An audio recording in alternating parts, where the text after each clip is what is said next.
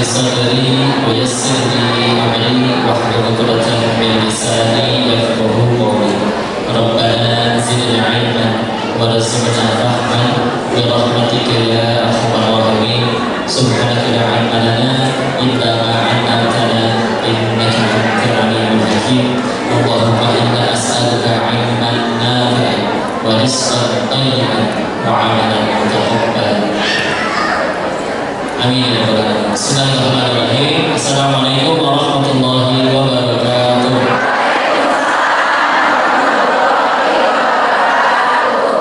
Alhamdulillah, alhamdulillahirabbil alamin. Alhamdulillahilladzi khalaqal mauta wal hayata liyabluwakum ayyukum ahsanu amala wa huwal azizul ghafur. Segala puji hanya kepada Allah Subhanahu wa taala yang atas nikmat darinya kita bisa berkumpul di sini di rumahnya sama-sama dengan Allah. Semoga Allah menerima amalan kita ini dan semoga Allah jaga niat kita untuk tetap lurus dan yang mengejar ridhonya. Dan salawat dan salam semoga selalu tercurah pada junjungan kita baginda Rasulullah Muhammad sallallahu alaihi wasallam, beserta keluarganya, sahabatnya, dan semoga Allah sambungkan kita istiqomah mengikuti sunnah beliau sampai akhir hayat kita insyaallah. Amin. Alhamdulillah, salam ta'zim, salam kenal. Terima kasih diizinkan ngaji di sini, wabil khusus kepada para kiai, asatidz, alim ulama, tokoh masyarakat. Mudah-mudahan dirahmati Allah, ustazah, nyai ya, yang masih diizinkan ngaji pada di sini. Mohon maaf lahir dan batin. Mau kesini justru ingin minta doanya, semoga kita sama-sama diridhoi oleh Allah. Alhamdulillah. Dan yang penting niatnya kesini pengen apa, Bu? Pengen ngaji atau pengen apa? Ada yang belum menikah? Ada? Dari jodohnya kayak gimana? Masih gembala? Jangan kayak Kak Denis banyak dosanya, Bu. Udah jadi mantu? Pengen mantunya kayak gimana? Udah bilang aja. Nanti malah kepayaran kok. So, saya kasih syarat dulu ya. Kalau pengen ngaji sama Kak Denis, gaya ya, kiai aja gak ada syarat ya. Ini ada kok kalau Kak Denis. Soalnya demi kebaikan kita bersama, syaratnya cuma satu, yang diingat bukan pokoknya, tapi pencipta si pokoknya. Ya, maka kesini kan sama-sama pengen ngaji. Jadi ntar habis ngaji, pengen banyak tanya jawabnya atau foto-fotonya. Setelah kita cek, ya. Kalau pengen tanya jawab berarti nggak ada foto-foto.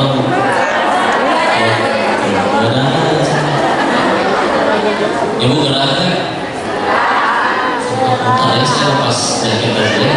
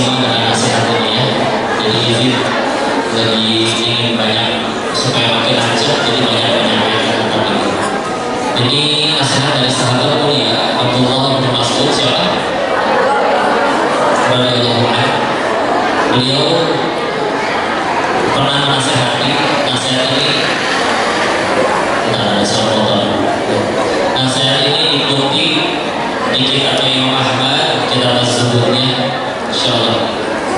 Nasihat beliau seperti ini, maka kalau mau dicapkan baik-baik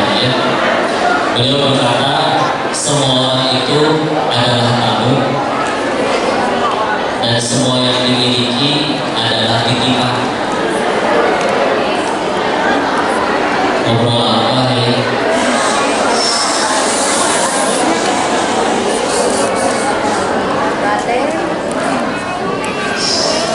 Jadi ngajinya ya gantian ya. Baik, bismillah. Lanjut. Ya, telah masuk berkata yang artinya semua orang itu adalah tahu dan semua harta, semua yang dimiliki adalah titipan. Yang namanya tahu pasti akan pergi, nggak mungkin tinggal seumur hidupnya. Dan yang namanya titipan harus kembali kepada pemiliknya. Maka terus apa yang tersisa untuk kita? Ya. Mau dicatat? Soal ya. Semua orang adalah semua yang kita miliki adalah semua tahu akan pergi, berlalu, pulang misalnya, dan semua titipan harus kembali kepada pemilik. Terus berarti apa yang tersisa untuk kita? Itu sebetulnya belakangnya tidak disebutkan seperti itu ya. Saya pengen tanya aja, apa yang tersisa untuk kita? Tadi otomatis semuanya dijawab ya. Maka justru ini yang paling penting, karena kalau yang kita yang kejar hanya pengen ketemu tamu sebanyak-banyaknya, udah pernah ketemu sama si ini, udah pernah ketemu sama si itu, dekat dengan si ini, dekat dengan si itu, sedekat-dekatnya itu kan tamu bakal pergi.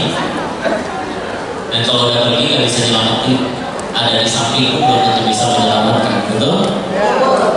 Dan semua yang dititipkan, semua yang kita miliki adalah titipan, ya. Maka namanya titipan berarti bukan milik kita, tapi milik sang pemilik, ya.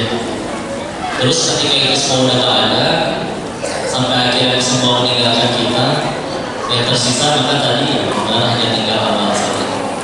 Makanya, yuk gunain semua yang udah Allah izinkan berada pada diri kita, waktu, semua yang Allah titipkan, semuanya yang paling penting harus jadi amal. Ada contoh ya, ingat ya, ini bukan berarti berarti perlu ibadah terus setiap hari. Dan ibadah mah bagus, dan bukan berarti kita nggak boleh punya harta, nggak boleh punya jabatan, nggak boleh punya kekuasaan. Tapi memang semuanya itu belum tentu jadi nikmat, tapi masih berupa ujian. Lagi latihannya, ibu tahu dikasih perkataan dari suaminya, "Ma, Bu, uang bulanan naik ya, sekarang jadi 15 juta per minggu." Dan baru bayar kita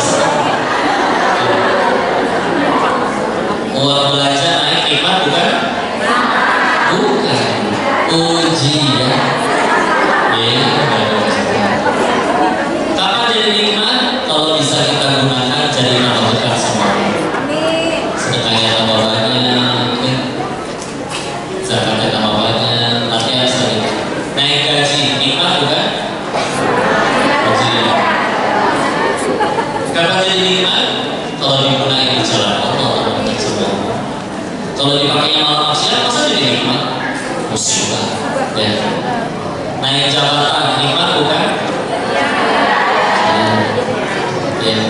Kapan jadi nikmat? Jika bisa membuat dirinya dan yang dipimpinnya tambah dekat semua. Kalau malah jadi zolim kepada rakyatnya, maka musibah. Gampang ya.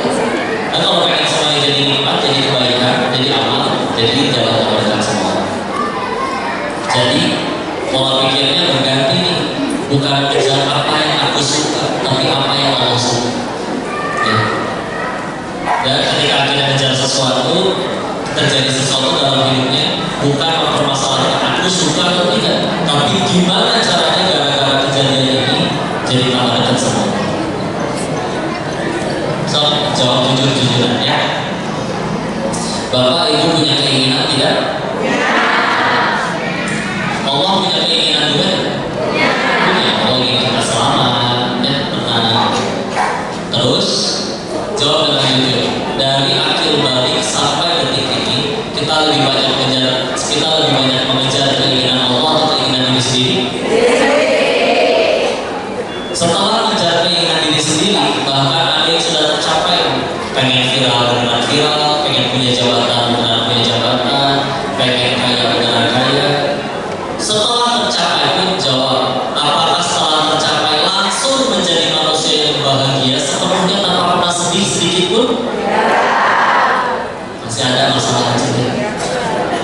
Maka berarti harus berapa kali patah hati dan kecewa lagi baru kita sadar bahwa bahagia itu bukan pada apa yang kita suka, tapi pada apa yang Allah suka. So, selama ini ngejar keinginan ini enggak, masih ada stres lagi. Setelah beberapa hari punya handphone baru, sebulan kemudian punya masalah lagi. Ya.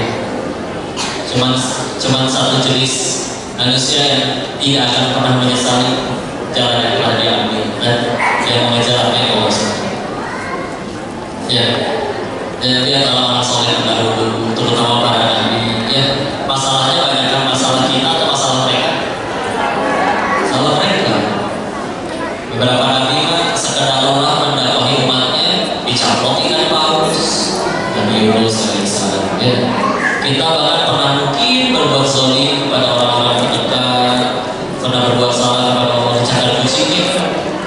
Ya, maka apa yang membuat mereka Masya Allah pahala lebih banyak, dosa lebih sedikit, bahkan terampuni ya, ujian tapi lebih parah, tapi tetap jadi lebih baik daripada orang-orang kebanyakan yang udah melawan sebenarnya, karena dari awal yang kita hanya Allah saja. Coba ya, kalau nanti kita pundungnya apa pundung? Ya Allah, wahai Rasul, kenapa kau tidak berdakwah hari ini? Kamu sama dia bagaimana Islam bisa sebesar ini kalau nabinya umumnya, apalagi pakai bahasa Sunda umumnya. Untuk beliau nggak salah, tapi harus ke bahasa Sunda lucu ya. Biasanya pakai Mandarin itu bagus. Itu Masya Allah. Maka terus tambah lagi, berarti buat apa kita capek-capek ikhtiar, usaha, kerja, ya kan semuanya nantuin Allah. Ya, dokter misalnya, dia berkata ini pasien sakitnya separah apapun saya tidak sentuh, tapi kalau kata Allah sembuh pasti sembuh. Satu lagi, pasien yang selanjutnya cuma sakit hapur, apa hapur? Hapur, ya. Yang suka ada bulat-bulat putih gitu. Apakah saya harus setuju itu? Jadi terlihat ya.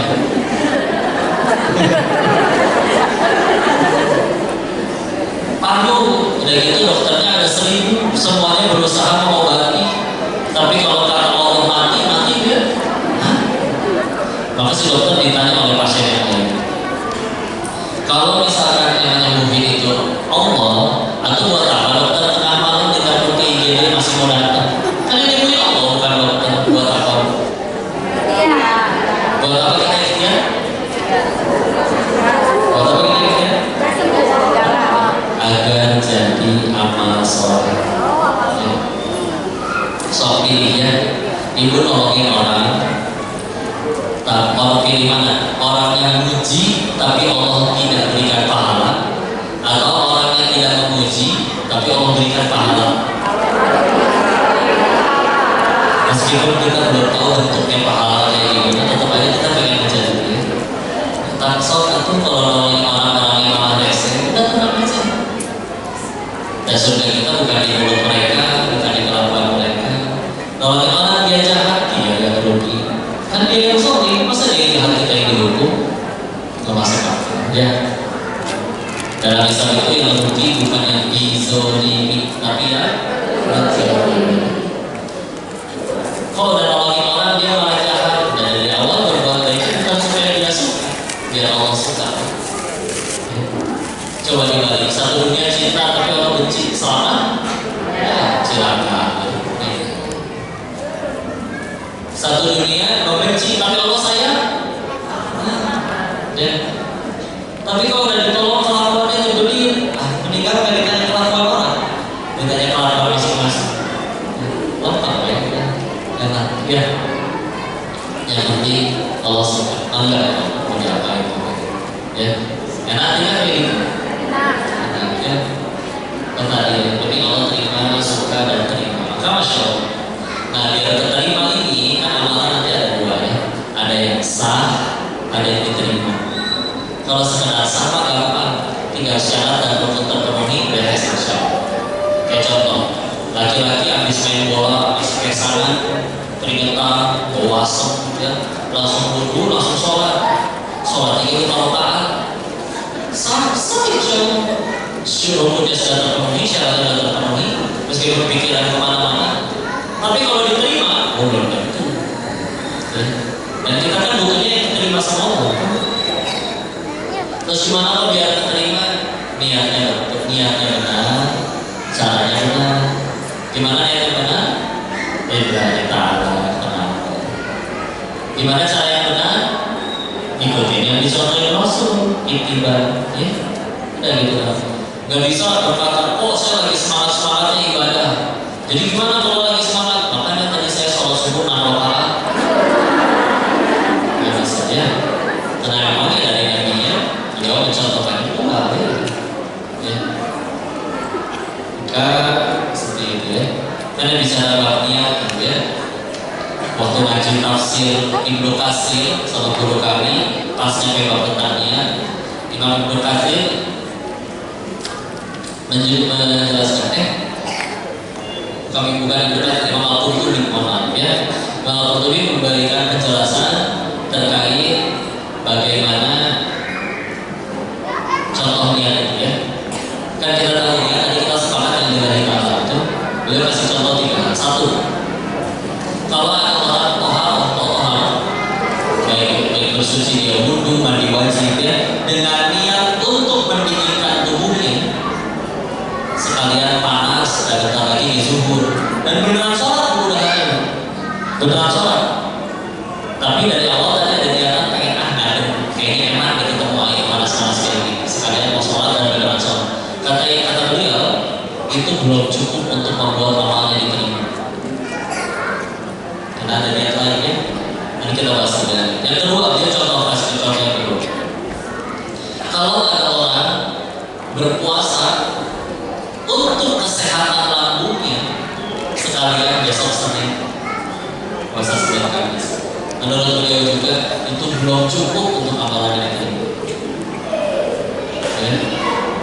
Bahkan yang ketiga, beliau berikan contoh seperti ini. Kalau ada imam sholat, ketika ruku, kan kalau ruku bisa kelihatan ke belakang ada yang baru datang masuk ya. Lalu dia dengan sengaja memperlama rukunya agar orang masih sempat masuk. Menurut beliau itu tidak boleh dilakukan. Ya.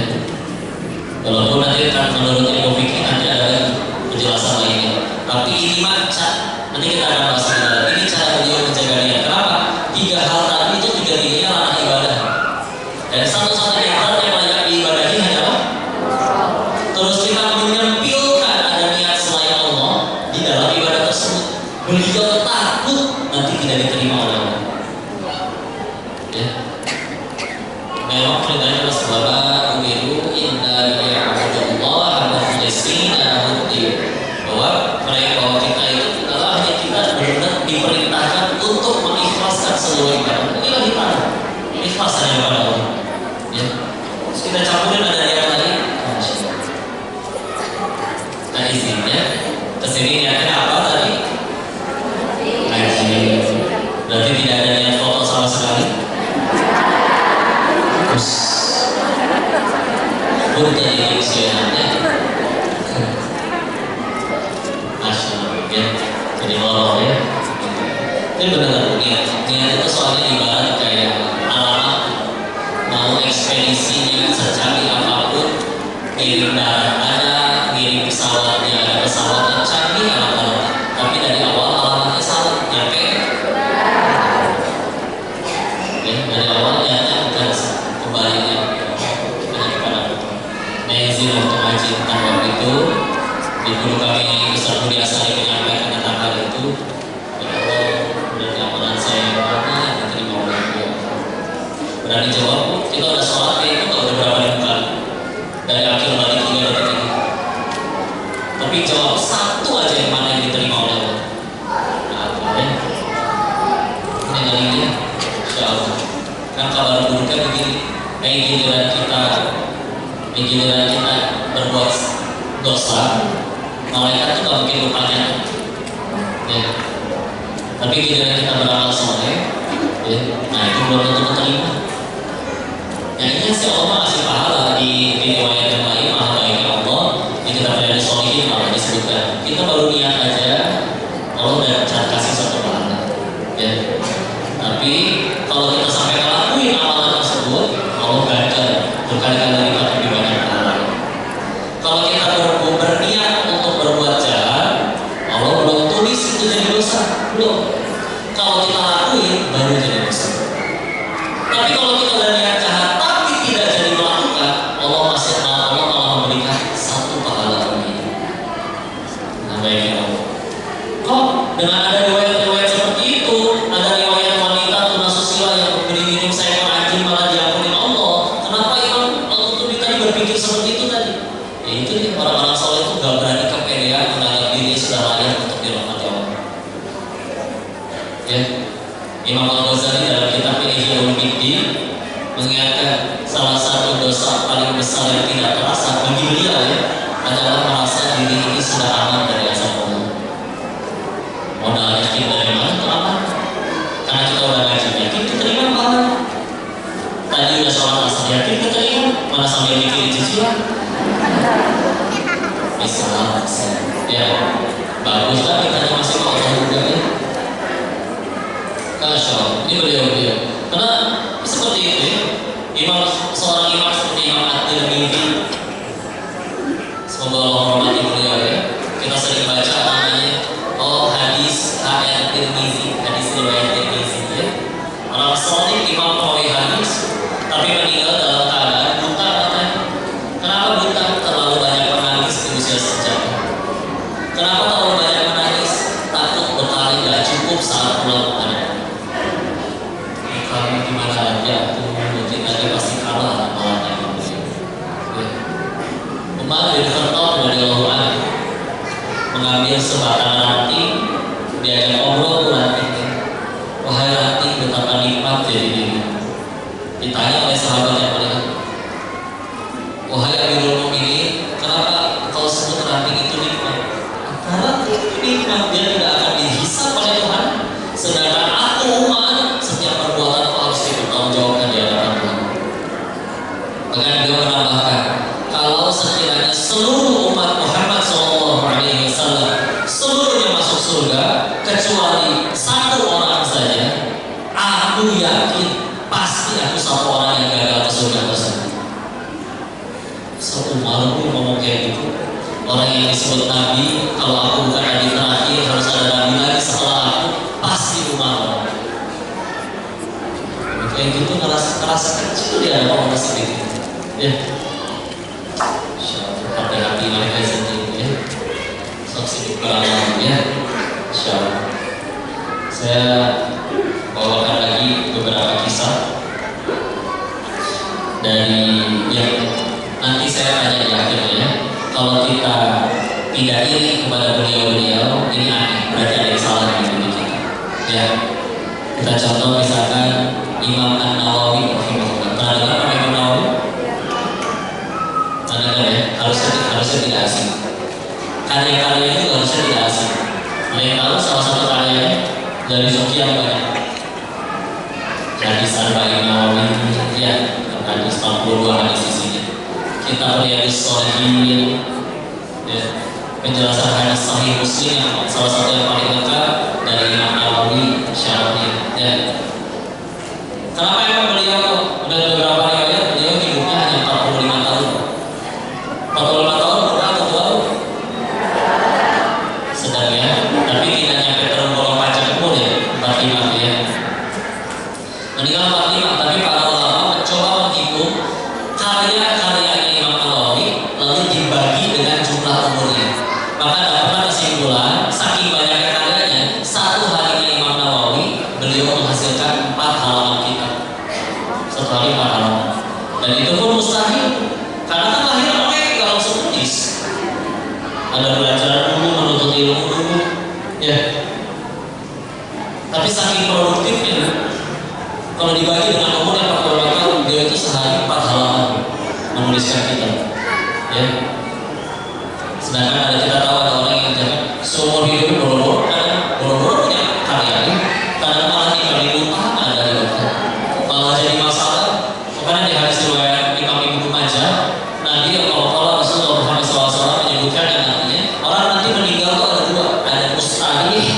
dan mustalih. Apa bedanya mustalih? Maksudnya sama, beristirahat. Tapi nanti siapa yang beristirahat? Kalau mustalih adalah orang yang matinya yang beristirahat.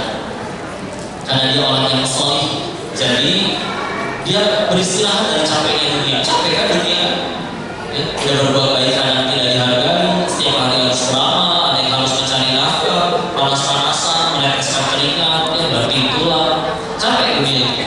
Ya. Nah orang yang mustaqim yang soleh, dia beristirahat dari penatnya dunia. Ada lagi tapi disebut lagi orang yang mustalih. Mustalih sama beristirahat, tapi siapa yang beristirahat? Seluruh hal, seluruh makhluk beristirahat dari orang